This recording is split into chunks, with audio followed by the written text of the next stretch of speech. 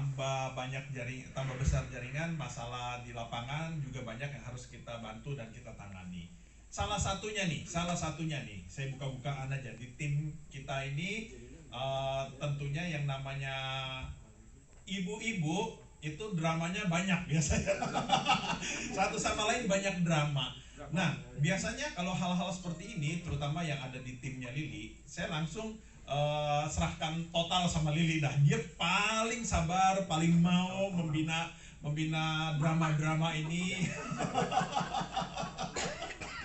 Ya, jadi walaupun dari Kanada dia bisa handle loh. Wah, luar biasa sekali nih. Ada masalah di Bali, di mana Lili bisa handle. Nah, kira-kira pengalaman Lili bisa diceritakan tentang cara menangani atau menghandle tim yang ada masalah dan sebagainya gitu. Oke. Jadi sebetulnya namanya kerjaan apapun kita harus buat sebuah goal ya, sebuah komitmen juga. Jadi ketika saya terjun ke dalam satu kerjaan, biasanya saya pasti membuat sebuah komitmen. Jadi kalau saya udah terjun ke sini, artinya saya mau serius di sini. Dan itu komitmen saya. Dan dalam komitmen itu udah pasti ada unsur namanya step-step yang kita harus lakukan.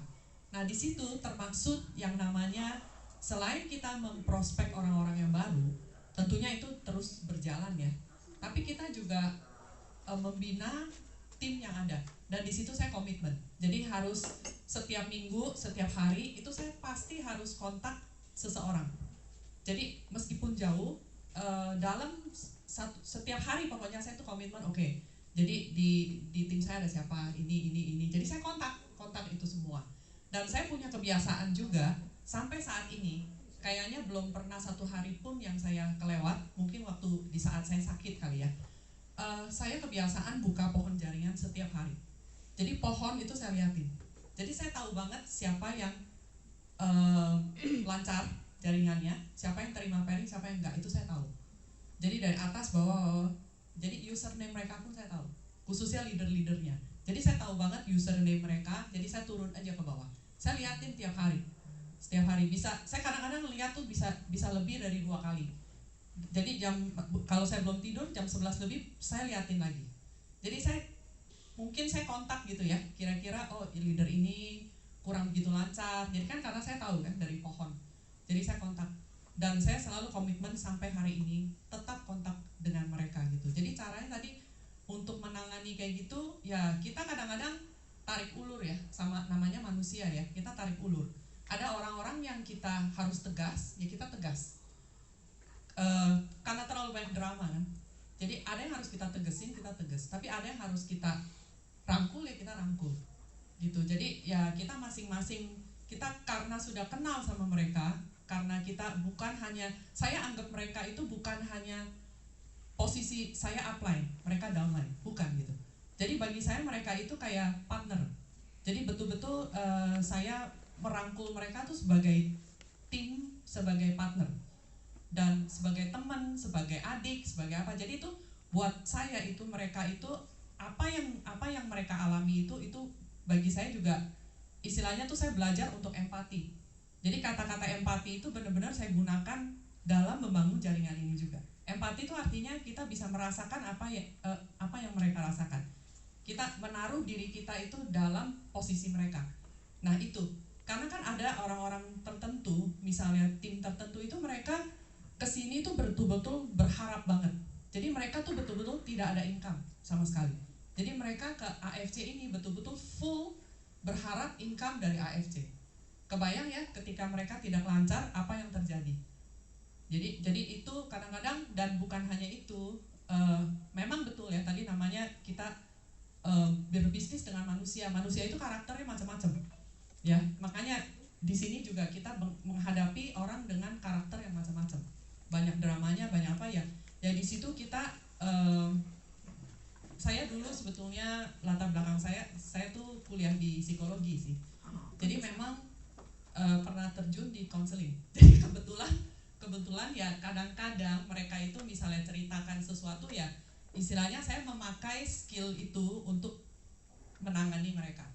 Ya, kurang lebih seperti itu. Ya, jadi saya mencoba untuk mengerti mereka.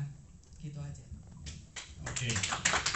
Nah, Pak Budi, ini yang menarik nih, Bapak Ibu, seru nih. Tim saya nih seru banget. Saya punya orang-orang yang betul-betul gila menurut saya. Jalur sebelah kiri saya, leadernya nih Komudi, dia bilang, gua harus kalahkan Gunarto. Yang sebelah kanan, gua nggak mau kalah sama Gunarto. Ya udah, saya diam aja tengah-tengah, liatin aja.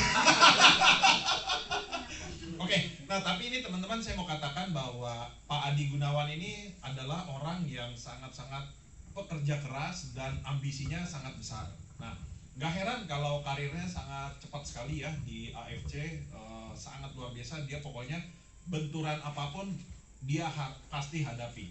Mau sulit apapun dia hadapi. Nah, makanya ini Pak Adi Gunawan ini leader yang sangat mandiri sekali. Nah, Pak Adi, mungkin boleh tanya, kalau nggak salah Pak Adi, kalau nggak salah di periode lalu juga mencapai Shogun duluan Pak ya?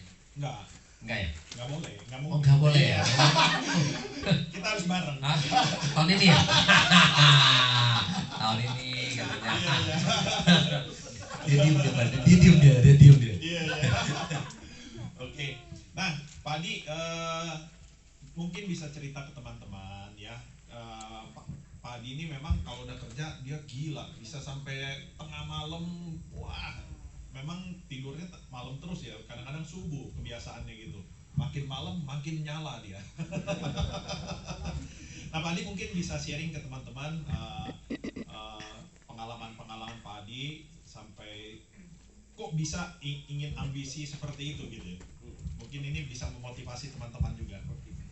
Ya, teman-teman semua ya. Jadi kalau kita kerja pasti punya goal settingnya. Goal settingnya apa Bapak Ibu? Jelas. Apa Bapak Ibu? Offline. Itu kan jelas Bapak Ibu ya. Ya, oke. Jadi kenapa Bapak Ibu ya? Karena kita punya goal setting. Sebenarnya bukan masalah saya pekerja sering sampai kemana-mana dan sebagainya. Saya mau mandiri Bapak Ibu. Bapak Ibu, kalau di sini di AFC, kalau Anda masih tergantung dengan upline, itu salah. Anda nggak bisa maju. Percaya sama saya. Anda harus belajar untuk tidak ada yang bisa di dalam dunia network marketing, tidak ada satupun yang mengajarkan bahwa kita harus tergantung sama upline. Upline itu membantu Anda, bukan jadi pembantu Anda. Paham ya di sini ya? Jadi Bapak Ibu, saya selalu bilang sama Pak Guru, saya mau ke sini nih, ya itu aja. Saya butuh tim sendiri. Dan kelihatannya saya yang paling enak ya Bang. Saya yang paling enak. Tidak pernah menyibukkan kok. Ya tidak pernah. Saya kenapa? Karena kita tahu multi level ya. Kalau kita mau gerak cepat ya kita harus punya tim kita. Ya.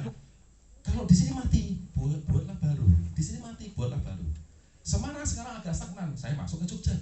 Jogjanya gede. Saya tinggalkan sekarang. Saya masuk ke kota-kota lain. Paham ya Bapak Ibu ya? Jadi ini bisnis kita loh. Tergantung kita mau income berapa. Oke? Kita mau income berapa? Kita yang nulis Bapak Ibu. Kita yang nulis, kita yang kerja gitu. Oke? Nah, untungnya Bapak Ibu harus tahu teori dari network marketing. Di sini adalah binary. Makanya Bapak Ibu kalau masih yang 1 titik, jangan 1 titik, 3 titik. Itu reaksinya banyak banget ya. Betul Bung ya? Pak Adi, mau tanya dong. Nah, Pak Adi untuk mencapai 100 juta pertama itu di bulan keberapa Pak? Soalnya kan kita kan mengajarkan orang ini kan strategi nih Pak, 3-6 bulan dapat income 100 juta. Kelihatannya apa nih Koko ya? Saya agak lupa. Pokoknya saya sama Koko di belakangnya Koko aja lah gitu aja. Pokoknya dia 3 bulan, saya berarti 3 bulan setengah gitu. Oke. Pertanyaan lagi Pak. Pernah mencapai di komisi angka tertinggi berapa Pak? Nah, kalau boleh sharing buat teman-teman, karena di level seorang shogun, kalau dari training kita Pak, kan kita selalu bilang level shogun income-nya kan lebih kurang adalah 150 juta sampai 250 juta setahun ya. Nah, jadi apakah itu benar gitu kan? Pernah mencapai di angka berapa? Karena ditambah dengan bonus tahunan kan ya sebenarnya lebih dari itu ya. Nah, kira-kira gitu Gun. Wadi. Terus jadi gini Bapak Ibu ya. Iya. Jadi Bapak Ibu harus percaya. Saya mengalaminya. Saya mungkin Upline-nya nggak ada ya? Nggak ada. Aman Pak. Iya, itu lagi di WC Pak. Upline nggak ada ya? Ya. Jadi soal income mungkin saya lebih tinggi daripada Pak Gunawan. Ah, itu yang keren. Nah, itu karena apa Pak Ibu? Karena tiga. Bayangkan kalau 3 titik itu titiknya semua jalan semua Pak Ibu. Kiri saya ada Lijos, kanan saya ada si Udin, supaya taksi tahu? Oke. Oh, si Udin di sebelah kanan, kiri sama kanan Pak. Enak Pak. Ya, sendiri aja. Nah, kiri saya tuh ada Joe dan sebagainya, kaki kanan saya ada Fani dan sebagainya. Nah, itu tim semua jalan semua Bapak Ibu. Nah, sekarang saya punya lagi, saya mau mengembangkan yang paling pojok di Herman. Nah, dia yang punya Yamaha di Pemalang ya. Dia mau pergi ke saya ke Pekanbaru itu mungkin 2 minggu. Itu mau saya katakan. Bayangkan Bapak Ibu, kalau jaringan jalan semua. Saya pernah loh Bapak Ibu. Nanti kasih tahu ya, ada yang mau tahu, saya ada rekaman screenshotnya. Saya pernah dalam 1 hari dapat 40 juta. 40 juta. Nah, itu 3 titik ya, bukan 1 titik aja. Kalau titik nanti ngalah kamu tidak, kok boleh dalam dong. 3 titik itu loh 40 juta. Saya pernah alami. Saya pernah loh 1 hari. Sehari. Tadi pertanyaan tadi belum dijawab, masih ditunggu Pak. Apa ya? Tertinggi income-nya berapa Pak? Oh, Belum dijawab. pokoknya sama kok Gun, dia di bawahnya sih. Nggak berani dong, upline-nya sudah kembali tadi. Kalau belum kembali nggak apa-apa ya. Iya. Pokoknya saya di bawah kok Gun aja lah ya. Gitu aja. Nah, intinya begitu Bapak Ibu ya. Kalau Bapak Ibu mau berusaha ya, sebenarnya produk ini gampang kok. Anda masuk dalam produk ini, resapi, miliki, Anda pasti akan booming. Nggak ada yang nggak itu, tenang. Sampai saya pernah bilang ya dalam hati saya, percaya boleh, nggak percaya nggak apa-apa. Bagi saya nggak ada percaya pun nggak ada artinya. Oke? Kalau saya bantu presentasi ke orang dan orang itu harus cool sama saya punya meet kok gitu. Kenapa? Saya itu orang yang berambisi menggebu-gebu. Jadi kalau orang yang sudah ketemu sama saya, dia keluar tuh harus gabung sama saya. Harus itu. Kenapa Bapak Ibu? Kita punya goal. Waktu terus berputar. 1 hari kita dapat 1 orang. Kita nggak tahu. Dari 10 orang itu dapat 2 atau 3 orang jenderal. Udah selesai kita bacanya. Gitu Bapak Ibu. Ya, oke. Gitu aja Bapak Ibu.